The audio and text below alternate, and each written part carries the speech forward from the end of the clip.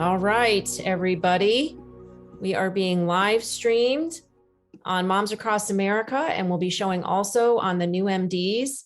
My name is Zen Honeycutt, and this is the new MDs, moms, doctors, and scientists working together to heal our children. And I'm so happy to be here. I'm Zen Honeycutt of Moms Across America and the Neighborhood Food Network. And I'm also here with Dr. Michelle Pero. Hi, Dr. Pero. Hello, good afternoon, good evening, wherever you are. Awesome. And Stephanie Seneff, Aloha. PhD from MIT and in Hawaii. Hello, ladies. Good to be back. Great. We're so excited to be here. We've got Timothy in the background. Thank you, Timothy, for being with us. We have a very important show today. We're going to be talking about mRNA in meat, vaccine injury, and of course, long COVID and what can be done about that.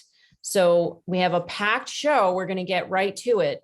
Now, why would we be talking about mRNA in meat? Have you seen everything going on Facebook and social media? There's a lot of conversation about this right now. Let me just pull up some images I want to show you. And before I do that, though, I want to sort of take us back a minute, because back in primitive days and the times when men would provide, right? They would go out and hunt the meat and bring it back, and they would provide for the tribe. Women would be, however, the ones who would decide what the tribe ate. They would be the ones that would have to know where the poison berries were, and they would have to know whether or not the meat was poisonous or not. They would have to know what type of food they're feeding their families so that the tribe would survive. And if they didn't, many could get sick or perish, right? The problem with today is that we don't know what's in our food. There are many different types of vaccines that are being injected into our animals. There's pesticides, there's heavy metals, there's veterinary drugs and hormones, which we have exposed in the testing at Moms Across America from the school lunch testing that you can find on our website. That was the first new MDs that we did. And you've got to see how toxic the food is, folks, in order to actually believe it. It is horrendous. So we know that there are toxins in the food supply, but what about these new mRNA vaccines? What is going on here? There's articles such as this one from Your News, mRNA vaccines in livestock and companion animals are here now. And this is a Substack from Dr. Robert Malone, a controversial scientist and scientist who has an extensive background in mRNA, actually was a part of developing it, and shares in this article that the mRNA vaccines for livestock, pets, and wildlife are coming to the market. And so this opens up the discussion. In 1988, the US Congress passed a Health Omnibus Programs Extension Act, which mandated the development of a database of different things like AIDS, clinical trial information services.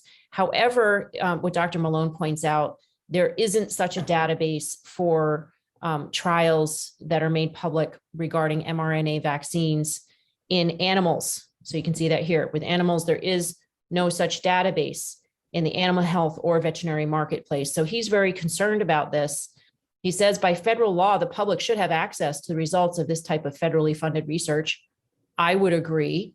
And goes on to talk about how Bayer has partnered with BioNTech to develop mRNA vaccines. And folks, this article goes back to 2016. So let's open this up for discussion from a health perspective and a scientific perspective. Ladies, please, what is the concern with these mRNA and mRNA vaccines in livestock, which we will then be eating without knowing that we're eating that if we're eating non-organically raised livestock, right? What's the concern, Michelle? So why don't we start with Stephanie? You go over the science, and then I'm going to talk to you about the health manifestations and the health concerns, which are numerous. So Steph, you want to break down, scientifically why this is a problem? Yeah, I think this whole buzz might have started around an article from MIT boasting about MIT's technology that's going on in the Koch Institute. And the lead on that research, I believe, is Robert Langer, Professor Robert Langer, who is also one of the co-founders of Moderna. And so his work is in materials science. And he's been working for many many years developing, scientific techniques for finding a way to preserve things like messenger RNA, but large molecules, and encapsulated in some kind of a capsule that has very special stuff in it that protects that large molecule from digestion in the stomach, because the stomach can be very acidic. It wants to digest things. Messenger RNA can't get through the stomach without being completely torn to shreds, unless it's somehow engineered. And of course, that same concern involved the messenger RNA vaccine development originally with the nanoparticles, all the stuff. They did a lot of maneuvering with the mRNA that goes into the vaccine that gets injected in the muscle for the same reason, to keep the mRNA from being broken down. But of course, in the stomach, it's really, really hard to get it past the stomach without it getting broken down. And so they're developing these fancy techniques that involve these strange, complex polymers that are put into these things that are surrounding a freeze-dried messenger RNA, substance that's embedded in these little pills. And these pills come in and they embed themselves into the lining of the gut. And then they slow release that messenger RNA. And the idea is that the hope is that you could actually preserve it through this process, allow it to actually make the protein that you want it to make in order to induce the antibodies that you want it to induce. So basically to allow you to take an mRNA vaccine orally. That's the goal. And they're getting I think they're getting close to being successful in this process, in studying that's going on with the investigations of this new technology.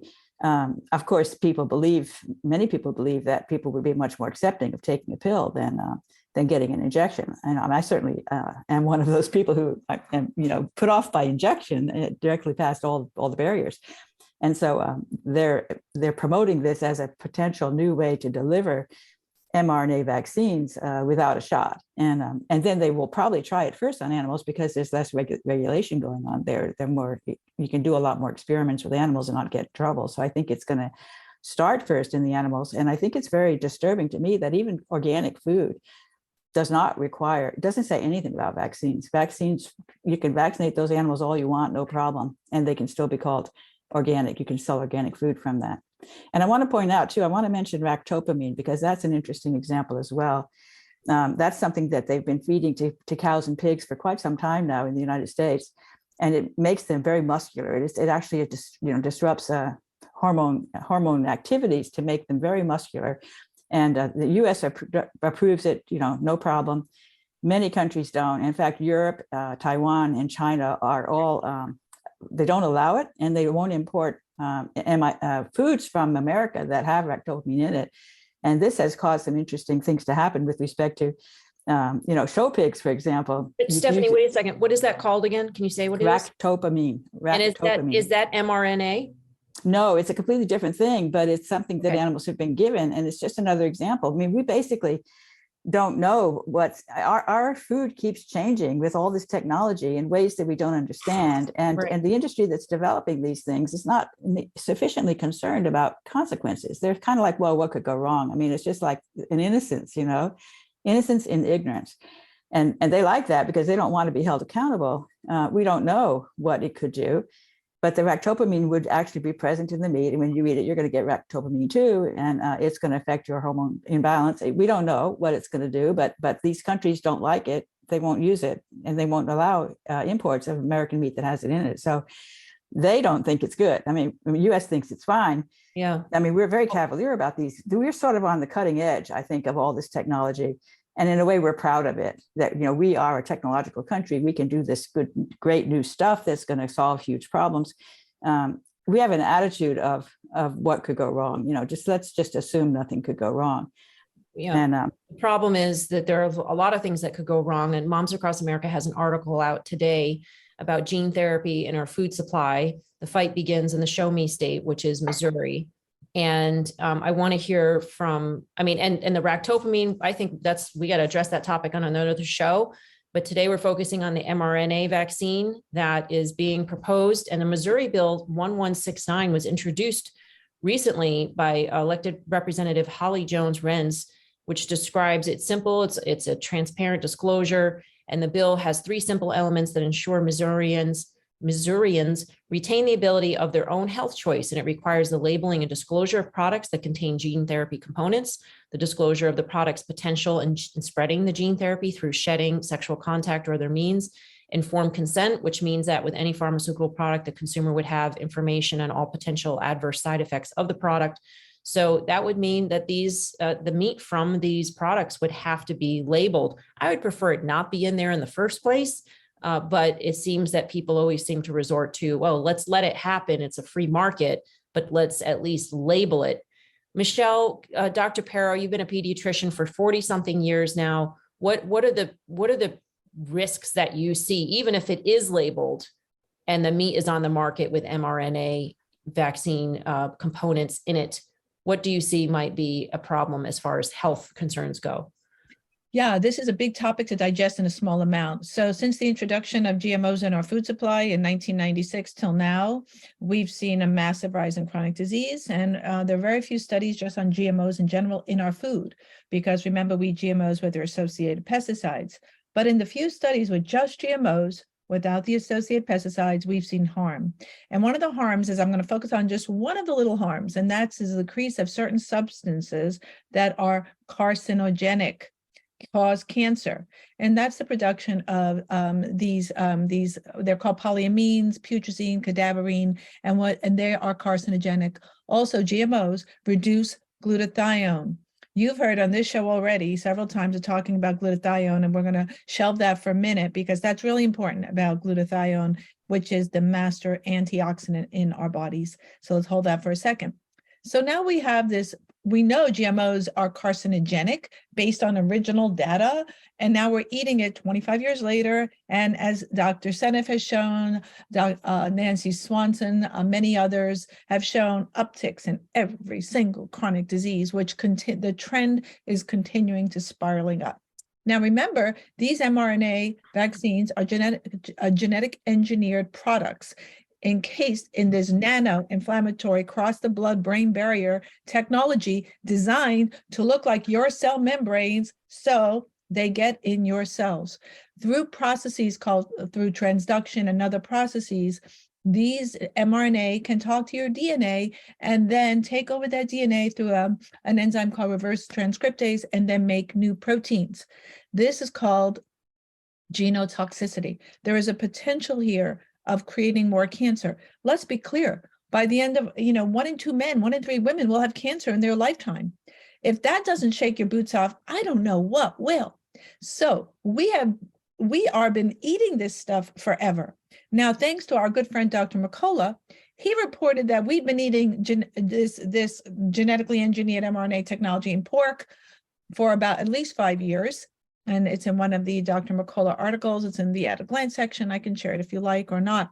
But the point is, we are unleashing a new technology. Our cells would take it up, not to mention that many of these vaccines, and at least even the mRNA vaccines for COVID, and we can get into that, are contaminated with DNA uninvited guests. And those DNA uninvited guests can have a little conversation with our own DNA, swap segments through these little organisms, DNA segments called plasmids, and reorganize your genetics. That's literally, simplistically, the meaning of genotoxicity. And so, is this a product that we're entering, rather than having a discussion about, well, gee, can we lower the rate of diseases in our livestock by not putting them in CAFOs, feeding them organic food, letting them grass-fed. Grass-fed is free-range animals, the way animals are supposed to live with kindness and humanity, and rather than just treating what we've created. It has gone sideways, guys, as you well know. So that's a super brief explanation of one of the potential most serious, in my mind, toxicity. So the most serious one is that it could lead to increased cancer. Cancer. Which is absolutely not what we need to be eating. Cancer is the #2 killer in America. Heart disease is #1. I can't imagine it's good for heart disease either if it's causing inflammation in the body, right? Then cancer being #2. I mean, there's over 2,000 people a day that die of cancer. Everybody was freaking out about COVID when this has been happening for years and decades, that cancer has been one of the leading killers. So obviously we don't need to be eating more of that. Now, of course, the NCBA, I have to figure out what those captions are, but this is one of the cattle industries what is the name? What does the NCBA mean here? I'm sorry, folks, but I was just given this statement. Anyway, the NCBA claims that there's internet falsehoods.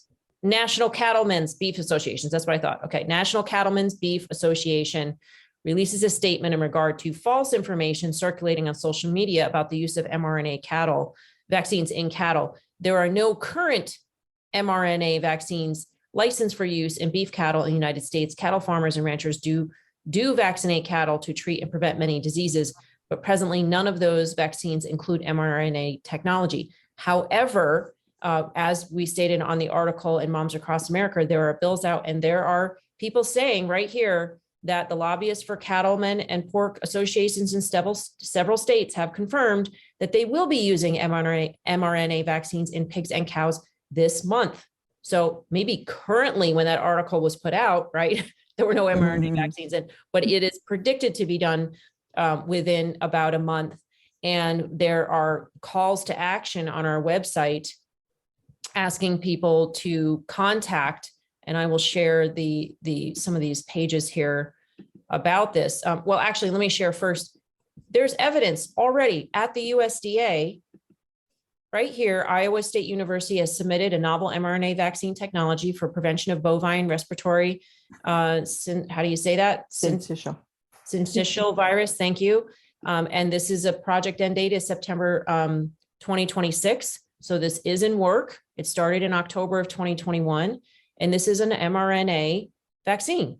And so it's not untrue what's being posted on social media as far as the development of mRNA vaccines happening.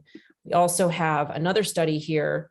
I think Stephanie Seneff, we need you to talk about exosomes. Yeah, this one is quite amazing. An oral vaccine for SARS-CoV-2. How is this oral vaccine for cows related to the mRNA vaccines and exosomes? I know you have a lot to say about exosomes. I do have a lot to say about exosomes, and this is quite interesting because what they're doing, they're thinking of creating exosomes in cow's milk that contains the receptor binding domain of the spike protein, which is a critical part where you want to get the antibodies. And then I think the idea is eventually to feed those exosomes to humans in their milk, so you can drink the milk and get the vaccine all in one shot. And the idea is that the exosomes would then provide that receptor binding domain protein, not RNA. This is mRNA bovine milk derived exosomes. So there I have to think about what that means, because the messenger RNA is probably in the given to the cow for it to make the receptor binding domain, and then it puts it into the exosomes. I have to read this article more carefully to know exactly what they're doing, but I think it's going to be, the idea is to have the protein produced by the cow from the messenger RNA that it's given, and then the cow puts it into its milk, and then the milk gets drunk by somebody else who can then pick up that protein and then hopefully provide antibodies in the gut. So it's mucosal antibodies, which are probably better than the ones you're getting from the muscle, because that's missing the mucosal antibodies in the gut to the receptor binding domain as a way to help protect you from COVID-19. I think this is what they're saying. Could serve as a new strategy for preventing SARS-CoV-2 infection. I think they're talking about in humans, that you drink the milk, you get the exosomes that were produced by the cow that was exposed to the mRNA. I believe that's what they're saying, but we have to read it more carefully. Can stimulate neutralizing antibodies in mice based on the consumption. Yeah, they're doing the studies with mice, but of course they have in mind eventually using humans. I want to say that the whole hype around, I believe the whole COVID-19 story centers on the vaccines, that the government and the industry understood that this is a great opportunity to get the mRNA technology out there, not just for COVID, but for everything. And they're all chomping at the bit. And they had huge issues because you couldn't get past the regulatory process without flunking. So if you have this emergency, you've got to rush it through. Now everybody's getting the vaccine. It's fine, no problem. We can do all these other vaccines, and we can argue, well, it's the same technology. So if it works for COVID, it works for this too. And now they're very busy. And when you search mRNA vaccine these days, you find all kinds of papers about trying mRNA vaccine for this and for that and for the other thing, all these mRNA vaccine technologies rushing to the door. Right. Yeah. I want to share something real quick. Sorry, Michelle, just because it's coming up on my screen now here. Can you hear this? Yes. We've gotten several questions about whether or not we will be administering mRNA vaccines to our livestock. The short answer is hell no. 30 years ago, we wormed and vaccinated anything with a heartbeat. Today, that's far from the case. A great example is when we gave up worming our cattle, we noticed a resurgence of the dung beetle, a valuable piece of our ecosystem that had been missing for decades. We found that manure from our wormed cattle was toxic for the beetles, causing them to perish. Without them on the farm, cycling manure from above the Earth's surface to below was not possible, so the fly population skyrocketed. This ultimately caused further negative consequences for our livestock. While worming and vaccines are not a fair apples to apples comparison, nature has taught us over and over again that less is more. White oak pastures will not administer mRNA vaccines to our livestock. We are farmers, not scientists, but we choose to listen to Mother Nature every single time she talks to us. All right, isn't that That's great? beautiful. That's Yeah. so well said. And there's another one. There's another one right up here too, Hawksbill Peak Farms. There So are others, and that, you many know, others. Yep. that pasture farm there, they are amazing. They're all organic. Mr. Harris runs that. They walk the walk, talk the talk, and I would beg to differ. They are scientists. They are scientists, farmers respecting Mother Nature. And let me remind you guys, we don't need to go back too far in history, that when we rolled out genetically engineered bovine, a recombinant DNA milk, bovine milk, Yep. which is still, you can still get in some states, that milk was linked to type 1 diabetes in children through something called IGF-1. So that induced autoimmune disease from that. And we learned that this technology is fraught with potential harm, including immune dysregulation. So genotoxicity in cancer is the ultimate immune dysregulation, but there are steps before it, like autoimmune disease, type 1 diabetes, and awful disease, chronic inflammation before that, which just about, I think, every American has now. If you live in America, you're likely inflamed. It's a work to keep ourselves deflamed. Yes. Yeah. We're constantly inflamed. And the farmers know that this is a problem. What else do you think? Anything else that you want to mention, Michelle, around the health aspect? I mean, obviously, this is not going to be good for the animals too. If there are animal activists out there, don't you think it's going to be inflamed in their guts? Probably the meat is going to be problematic for consumption, I would imagine, especially over a period of time. I mean, we've seen the pictures already of livestock having tumors in the meat, and the butchers saying, look, we have to cut out these tumors to serve the meat. We don't know what that's happening from. Didn't you see in an article that there were the swine flu for pork? They were actually developing an mRNA vaccine back in 2012. Yeah, they did do that. And also in Australia, they were forced to give their animals, I think it was the COVID mRNA vaccine. And they had like this enormous immediate death rate of their cattle. So we know that's happening. So this is real, and their cattle are faring as well as some of our athletes who have literally dropped dead after receiving mRNA technology. We have plenty of reason to be super concerned about mRNA vaccines. Just look at children. Let's look at our population, neurologic health, cardiac health, side effects, which, Stephanie and I, we can talk about ad nauseum about side effects from the mRNA injectable technology. Also, we don't know what happens when we eat it. It may be resistant to stomach acid. And remember, many people, as we talk about with one of our shows, have higher pH in their stomachs because they're on acid blockers. And so that mRNA could bypass their stomach completely, not get broken down completely, because so many people are on acid blockers. They're also known as PPIs, proton pump inhibitors, et cetera. So there are all those potential problems. So additionally, we have been eating this pork for years if you're eating conventional pork, but as if that weren't enough, they also wanted to RFID our animals. So they're putting a technology so our animals would also be tracked and have an EMF code. They'd be electronically tracked. And that is happening as well. In Oakland Zoo and Denver Zoo, they just love the idea of giving the mRNA COVID vaccine. They went ahead because they got donated some vaccines for free. They vaccinated their mammals, their gorillas and other mammals, because they wanted to reduce transmission and protect humans. It doesn't reduce transmission, it doesn't protect humans, and the antibodies are not long lasting, not to mention the plethora of side effects, which we can go into if you want. And the antibodies don't match anymore either because of the evolution of the virus. And Peter McCullough has spoken to so well since the release of the Delta, whomever that was who released it, we won't go there today, that that variant has transmuted 1,000,000 times. We have over 100 variants now. So the original vaccines are no longer effective for these viral variants. So we're giving an outdated technology. It's similar to the flu. Can't really keep up. There's been over 100 variants of COVID now. Oh, even more than that by now. I looked at about 6 months ago. I bet there could be 130, even more different. The current vaccines are not applicable, and it would be the same story with the animal vaccines, right? For COVID or for whichever type of disease they want to cook up as a major threat to us. They're hurting our animals. They've not been shown that the animals transmit the virus to humans, and the animals are housed in cages. And unless we're going to pick up through the exosome those animals who've been vaccinated to the unvaccinated who are there visiting the zoo with their babies. I don't know if we want to go there through shedding exosomes, but if we're going to go backtrack to that, but it's absolute lunacy. It's and harm. This is an animal rights issue. It's a food issue. It's a food integrity issue.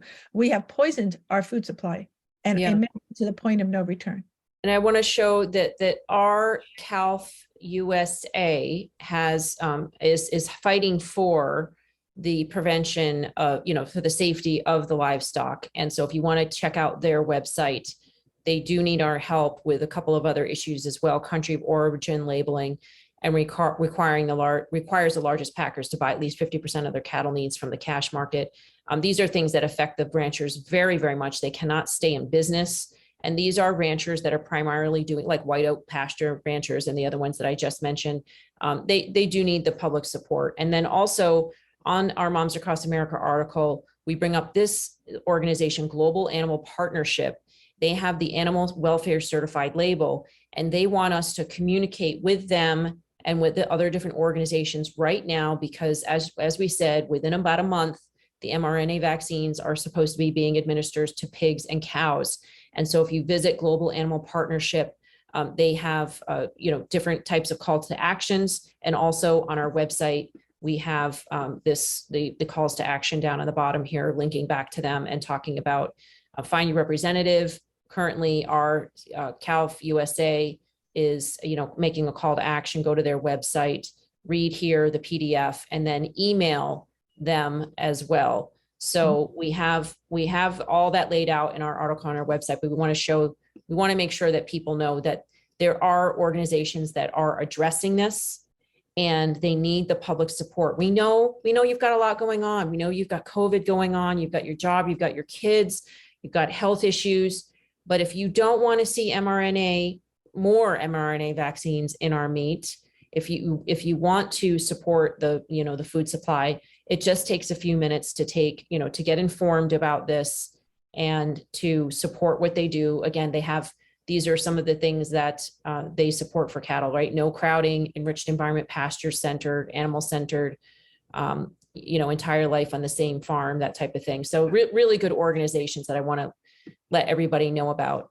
But Michelle, you mentioned the exosomes again, and I'm not sure that Stephanie was able to really explain what exosomes are and why they're a problem for health. Can you dive back into that a little bit more, Stephanie? I'd love to. I'm actually really, really interested in exosomes these days. I've been reading lots of papers about exosomes. What are they? Really first of all? fascinating. So they're basically little lipid nanoparticles that are produced by basically all the cells of your body. And I think they are the major messenger communication system of the body. Like the cell that's stressed by something, it ships out exosomes that contain all kinds of interesting things in them, including signaling molecules, and cholesterol, all these different things that are in there that are then distributed throughout the body. They can travel through the blood, they can travel through the lymph system, and they can travel along nerve fibers. They're really versatile. They can go everywhere. And the exosomes are released by all the cells, and particularly under stress conditions, they release more, because they're basically, if a cell gets stressed by some poison, it wants to get rid of it, otherwise it's going to die. And so it puts it into exosomes that it releases and throws those out to the system to send around to the rest of the body. And whatever cell picks up that exosome is going to receive that poison. So that's basically distributing the poison throughout the body because the cell, if it keeps it, it's going to die. So it's basically an alert, immediate reaction to a toxicity that is too strong for it to deal with on its own. So it just ships it out and spreads it around, hoping that maybe it'll dilute it and maybe those other guys won't actually die because they'll just get a little bit. I mean, it's just kind of a way for the cell to release its toxins to keep itself alive.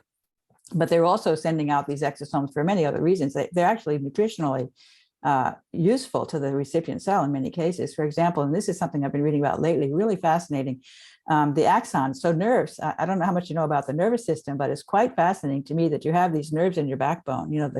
The spinal cord has all these nerve centers. The body of the nerve is in the spinal cord. And then these nerves have a huge long axon that can go 3 feet, it can go a very long time, all the way down to the toes.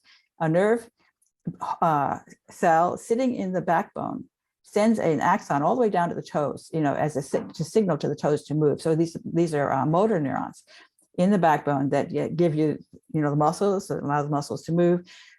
Their cell body is in the backbone, not in the muscle, in the backbone. And then the axon goes to the muscle, and then the axon stimulates the muscle to contract so that you can move. And so these axons, these nerve fibers that are going from the backbone to the muscle, I think they provide a conduit for exosomes being released by the deltoid muscle. Deltoid muscle gets this mRNA vaccine, and then it takes up this messenger RNA because it looks like an LDL particle. All the cells know how to take up LDL particles. So it takes up these particles quite happily, opens them up, starts making spike proteins. Spike proteins extremely toxic. So the only thing the muscle can do at that point is to release exosomes, I think, containing that spike protein, lots of them.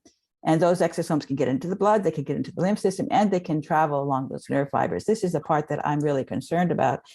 I've been thinking about this idea lately, that is a very scary mechanism by which the messenger RNA in the vaccines produces spike protein that gets sent along the nerve fibers. Because actually what happens is there are these Schwann cells that wrap around these axons. The axon goes as one single long thread that goes from that cell that's centered in the spinal cord.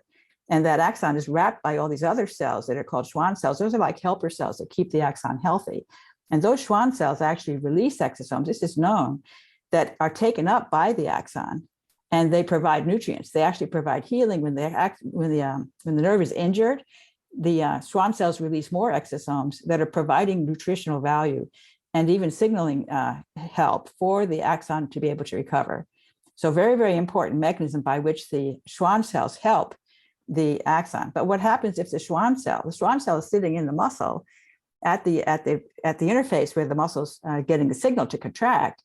The Schwann cell takes up the mRNA vaccine. I don't see why they couldn't. They have the capability to take it up. It takes it up. It starts making spike protein, and when the Schwann cell is stressed, it releases more exosomes. So here it is, releasing these exosomes containing spike protein that are taken up then by the axon of that cell that's sitting there in the spinal cord. So what I think is going to happen, and there's actually these molecular motors called like Dynein. Dynein actually ships endosomes all the way down the axon, all the way back to the soma of the cell. So it's basically going to take up this endosome that contains these spike protein.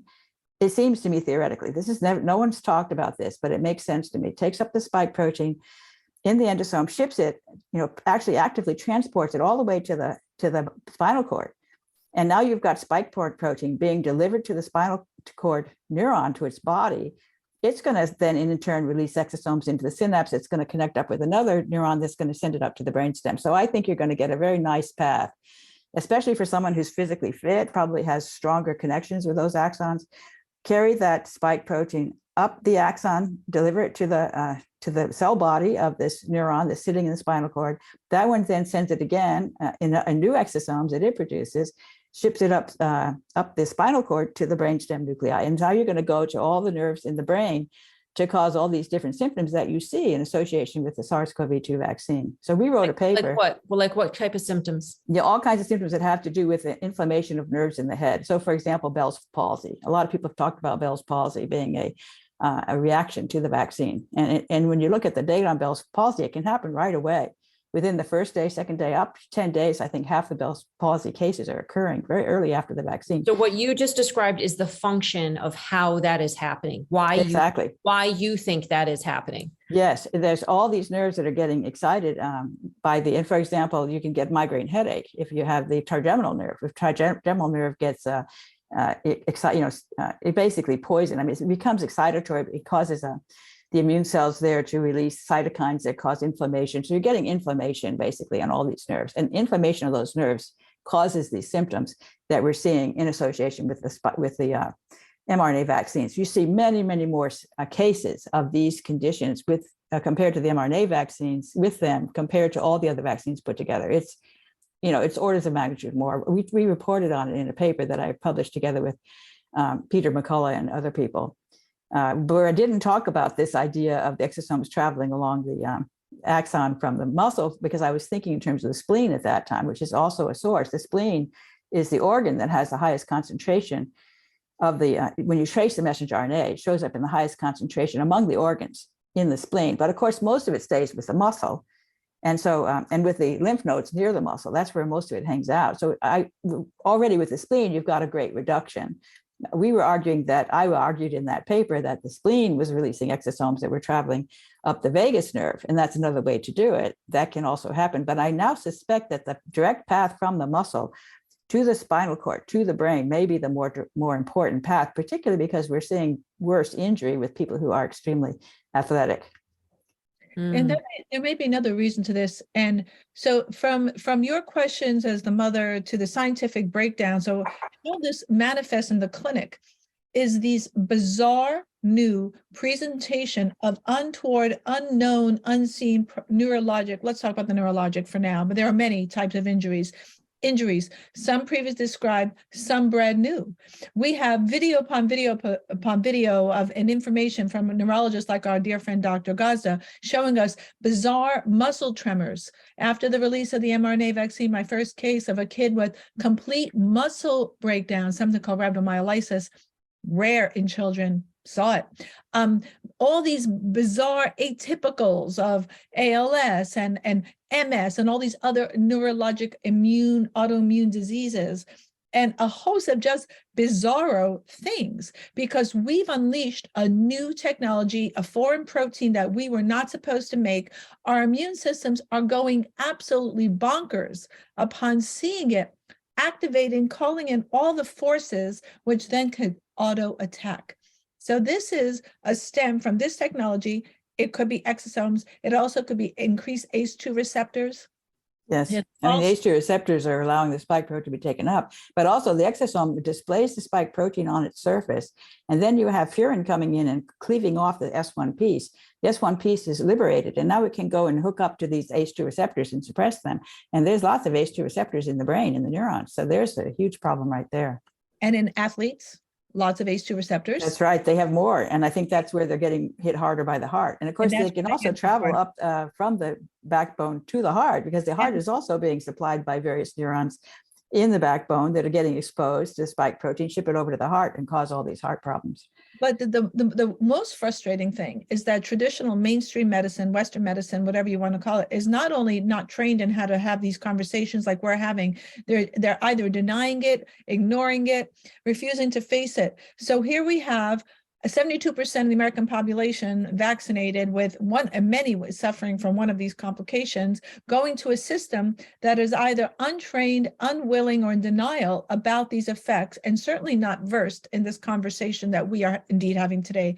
Our listeners for the new MDs will know more than their primary care physician in the clinic, which is a little bit scary. So now we have a sea of people and no one to help guide them on how to offset, and we can talk about that.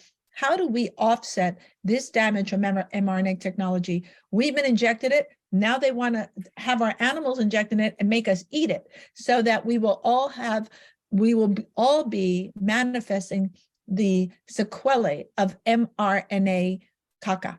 My favorite word. Yeah. And it's mostly mothers that are taking their children and their family members to the doctors, telling them about these symptoms. And I just want the mothers out there, the women out there, to know that you are not hysterical. This is real. These symptoms are not just some manifestation of long COVID, which we're going to be talking about. These are mostly vaccine side effects is what we're seeing. And they are problematic for the health of our families and the future of this country. And we really need to start getting media out there that addresses how to prevent further damage. It's been injected in us, or maybe we're going to be eating it. Who knows? If you're going to some type of, fast food restaurant that's got the meat and got the burgers and all of that, we don't know. In a couple of months, maybe by the end of the year, whenever they harvest these animals, you could be consuming this meat and you could be having health problems. How do we try to, at least as much as possible, combat the side effects that these foreign gene therapies may or may not be causing in our bodies? What type of remedies can we use to hopefully maybe not prevent, but to support our body to heal itself and to purge, to get this out of our bodies? What do you have to say about that, Michelle? Yeah, so we've covered today citizen action, that everyone has to become a citizen activist, scientists, moms, physicians, we're all active. 2, we have to talk about boycotting and banning. 3, forget labeling. We don't want it labeled. We don't want to eat it. We don't want to undo it. We say, don't do it. That's what we're saying. Don't undo what we don't want to do. This is craziness in its worst formation. So ban, boycott, activity, all that. Okay, but now here we are. We're facing the issue. And particularly, I'm concerned about children. What do you do when there's no hay doctor, when there's no doctor to help you? Number 1, and this is, I like to stress this, particularly in children, is the detox bath. So one of my favorite tools is, and you can feel kind of yucky after one of these baths if you're toxic, by the way. Sometimes you have to go low and slow, but I'm going to give you my maximum formula using Epsom salt, magnesium sulfate, and then I'm going to let Stephanie jump in on sulfur in a minute, because I know Stephanie could talk for about 2 days, Stephanie, on sulfur. Max sulfate, magnesium sulfate, sulfur, Epsom salt, with baking soda. Not aluminum baking soda. No aluminum in your baking soda. Aluminum is a neurotoxin, so don't do that. Some baking soda. You can add in a little bit of sea salt to there, and you're not going to believe I'm going to tell you this, some borax. And so, like for an adult, I might use a cup of Epsom salts, 1 cup of baking soda. I would use about also a cup, maybe a half a cup of sea salt, and about 3 tablespoons of borax. And this had 20 multine borax before the FDA wanted to adulterate all of it. And we know borax is boron, oxygen, and sodium. Stephanie and I have been talking about what is borax from boron. Boron's an element. And you soak in the bath 20 minutes, as hot as you can tolerate it. Don't burn the baby, warm. And then after you're done soaking, rinse. If you don't rinse, you'll reabsorb whatever you excreted, because your skin is an absorptive excretory surface and one of your best detoxing organs. You pee it out, you poop it out, you breathe it out, you sweat it out. So that's why I just want to focus on the bath. And I'll open that up before we give people other solutions to help them stay clean. And that's not the only thing. That's just one simple thing. Well, I want to mention that many more solutions were covered on the V Symposium. Was it last weekend or 2 weekends ago now? I know it was last Sunday, not this past Sunday, two Sundays before, right? Not Easter Sunday, the Sunday before that. And this V Symposium had Pierre Corey and Dr. Michelle Perro, Dr. Stephanie Seneff. Can you name the other doctors? Dr. Suzanne Gazda. Robin Foreman. Yes, Robin Rose Foreman. Yeah. And so a really amazing doctors and scientists that discuss this issue. And I think there's an image of them down here. Yes, right here. Thank you very much. And you can purchase the V Symposium, which is 6.5 hours, actually. There's also a lawyer as well. Yes, Phyllis Widman, and it will be up next week. It's being processed as okay. and it will be up, and people can buy it as a tax deduction donation to GMO Science. We don't make money for it. It supports our work and our research in the world of GMOs and genetic engineering. So that'll be up in a week, folks. Yeah. And all the funds go towards basically just getting this information out further to your friends and family and to people in your community, because we know that most of you are not going to be the avenue in which your family members listen to this information. Just because we are their sister or their daughter, sometimes that is a roadblock for some people in hearing information because they know of us in different ways. But if you have Dr. Pierre Corey in the V Symposium, or Dr. Michelle Perro, or Dr. Stephanie Seneff, speaking about this information in a way that is different from how you might vocalize it, then it's much more likely that they will actually hear the information and start to take changes. And this V Symposium, I have to say, I'm going to ask you three ladies, what was your biggest, takeaway from the V Symposium? But for me, it was really the fact that somebody like you, Michelle, and many of the other speakers on the panel have viable detox options for the spike protein and for the toxins that have the graphene and other toxins. There's many, polyethylene glycol and polysorbate. There's many different toxins in the vaccines that can be causing these side effects. And there are protocols, not only to treat long COVID, which we can talk about more too, but to, that and to detoxing so that we can be healthier. And people are seeing,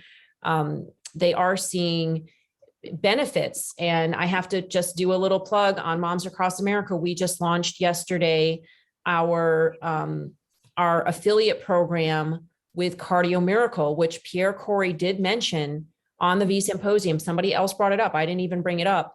And it's on our health store now as one of the products with nitric oxide that has been shown to reduce inflammation.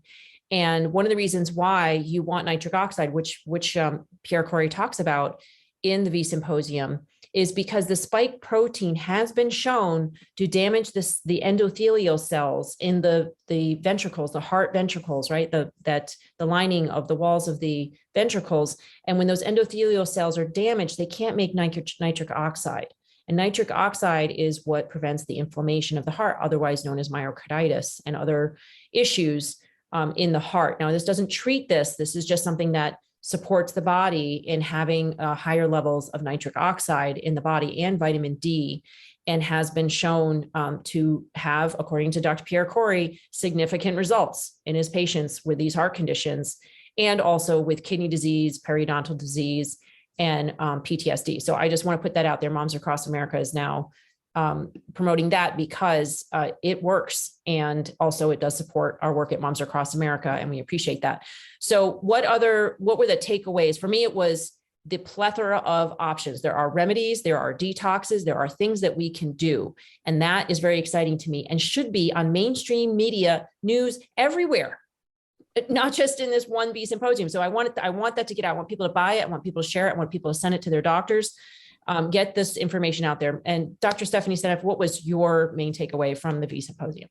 First of all, I want to say I really loved it. And I very rarely attend the entire conference when I'm a speaker. And this time I did. I was there the whole time. And I liked every talk. They were all different. Each one had different things to offer. Suzanne had amazing stuff on the neurology. I mean, I think the neurological effects of the spike protein are really terrifying. I think that's maybe the worst problem that we see. But there were many solutions that were offered from each of the speakers.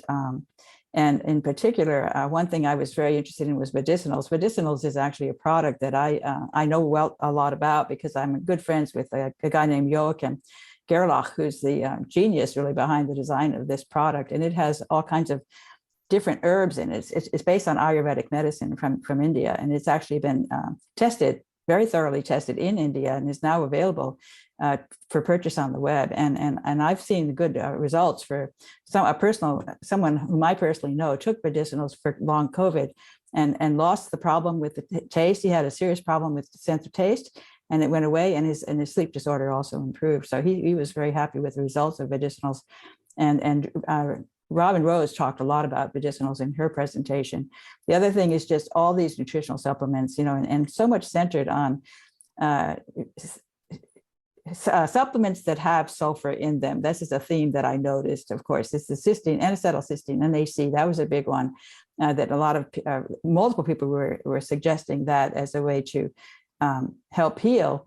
And then just things like vitamin C, vitamin D, get the sunlight. I mean, all these sort of just be Make sure you have plenty of vitamins and minerals. I mean, zinc was another thing that was brought up. So we're just really seeing the fact, to me, that most people in the United States are probably nutritionally deficient in these basic things, the B vitamins, vitamin C, vitamin D, the minerals. I mean, it's basically take supplements that will help support that in order to keep your immune system healthy. And if your immune system is healthy, you can actually clear the spike protein. I mean, you need to have a healthy immune system in order to be able to break it down and remove it. And so I think what's happening is we have so many Americans who are deficient in basic nutrition. And this is where the problem lies, because then they're much more affected by the spike protein if they don't have adequate nutrition. So again, it goes back to eating well. And of course, I would just say eat foods that contain different nutrients that have a lot of sulfur in them. Sulfur in particular, I think, is essential for the immune cells to be healthy in terms of being able to clear cellular debris, which of course the spike protein can be considered cellular debris. So lots of information about herbal supplements, not just Ayurvedic medicine, but also from China. I think that Chinese medicine is also a really good choice. So I think the herbal supplements and the natural vitamins and minerals, as opposed to, for example, prescription drugs. So I think you can actually do a lot to heal long COVID using very safe natural products. That's great. Thank you, Stephanie. And Dr. Michelle, what's your main takeaway? And can we also mention the product you mentioned, which is Clear Drops? Can you Yes, certainly. Yep. So I think my takeaways, in addition to what's been said already, let me just elaborate further. There was so much good information, but I just want to share with everybody that we've all been injured somehow, that we somehow all gotten spiked, and none of us have been immune. So this ongoing ability to clear ourselves from toxicity will have to be part of our lives going forward. And there are the simple things we can do, like keeping alkalinized. And the way you keep alkalinized by eating vegetables, putting lemon in your water, having likely to use filtered water. And I want to I'll talk super quick about two things are binders, because binders, if you go to any country in Central America, you get turista, they're going to get, every family has charcoal nearby. They understand the process of binding. Here in the US, they're like, what? Take charcoal? Because charcoal is a binder, but there are other binders too. And one of the ones I've been looking at, zeolite. I don't promote that for children because zeolite itself can be contaminated with heavy metals, but this is the product that I have gotten into. I visited their factory in Cleveland in December, and oh my gosh, I was so blown away by the quality and the high level of performance of these drops. And the gentleman who started this company, its patented formula, Dr. Nicholas Sirkos, is a pharmacist, cardiothoracic surgeon from Greece, and has many inventions under his name for cardiothoracic surgery, and really just an amazing human. So zeolites, and there's one other thing. But last but not least would be a shout out to the microbiome. I'm all over bugs and the microbes. And after I saw Dr. Hazan's study about how the mRNA vaccine wipes out bifidobacteria, remember that babies, infants, 100 years ago, when you looked at their fecal slide, it was packed a sea of bifidobacteria. Our babies now who are born looks more like their formula-fed babies then. Babies' microbiomes today do not look like the baby's microbiome of 100 years ago, healthy baby's microbiome, which was just a sea of bifidobacteria. It's a kind of bacterium, infantis. And we know that those COVID vaccines take it out. Those bifidobacteria are important for creating something. They munch on the fiber from your plants, hopefully not your gut. And they produce something called short-chain fatty acids, which are key for immune regulation, production of vitamins, and detox. So in order to regain the bifido and all the other good bugs, you need to eat fiber, soluble and non-soluble, plants, fruits and veggies, onion, inulin, they love inulin. You have to eat fermented foods, like kefir, like yogurt if you're not dairy sensitive, like kombucha, like kimchi, and like make your own. Ferments, take probiotics if you're not, and avoid things that are antimicrobial in nature. And my favorite antimicrobial, I know Stephanie's going to smile, is glyphosate. I was going to interrupt you. We have to bring it back to glyphosate. You know that's going to happen. Glyphosate, you just can't. But there was some, and remember, and I want to share with the audience too, that everybody volunteered their time. It was a nonprofit event, and these were all people, super busy folks volunteering. So just so people know that we're not on the take from these companies, hell no. We're donating on time for the benefit of improving our health, our family's health, and your health, our listeners. So there is really good intention here. We are committed to truth and integrity. And I think I felt that so strongly at the end of the conference. Yeah. And I just want to point out that Switzerland has stopped recommending the COVID vaccine, citing high level of immunity. And I believe there's other countries as well that, especially for children, they no longer give it. And I want to mention Stanford. Stanford has decided to abandon the mandate for the mRNA vaccine for their staff, their students, everybody. I'm so excited about that. Stanford no longer requires the mRNA vaccine. I hope that starts a movement among the schools. Yes, every college student should be aware of that and spreading the news, because no college student should be forced to get the COVID vaccine in order to get an education. They were being restricted internet access in some colleges. It was absolutely ridiculous. All right. Well, this went fast. We had so much to cover. Did we cover everything that we need? I mean, for now, anyway, long COVID. We did well. You mentioned some of the remedies. You mentioned some of the remedies for that can be applied to long COVID, right? To also purge the spike protein out of the body. It can be done, but it needs to be on a consistent basis, folks. Because I know when I go out to hot yoga, people are shedding the spike protein. When I go to a big event, and 80% of people probably in some places, especially when there's a lot of elderly people, they're going to be shedding the spike protein. And that has been proven. That's not just some like woo-woo thing, right? Peter McCullough on Courageous Discourse has an article and a scientific study showing that through bodily fluids, sweat, touching things, and I would imagine, I can't say through the air, but it feels like to me, sometimes it must be through the air, because my body is affected. I end up having my cycle when I'm in contact with people who have been vaccinated in the spike protein, and my body, I bleed for 5 to 7 days, the day after contact or exposure, when I'm not supposed to be, having my cycle. So, and this is 40,000 women on Facebook were reported similar things to that, and that got taken down. So we hope this doesn't get taken down. We hope you share this before, if it does get taken down, we hope you share this information. Go to GMO Science, and I'll just show that one more time to get the symposium, and then we have to log off. Anybody else have any final words as I show this? We'll be on YouTube. We will be on the New MD's Facebook page. We're on Moms Across America Facebook page. We will be on hopefully some other sites, which we'll let you know on Facebook. Rumble, Spotify, and the New MDs on Facebook. All right. Thank you, everybody. Bye-bye.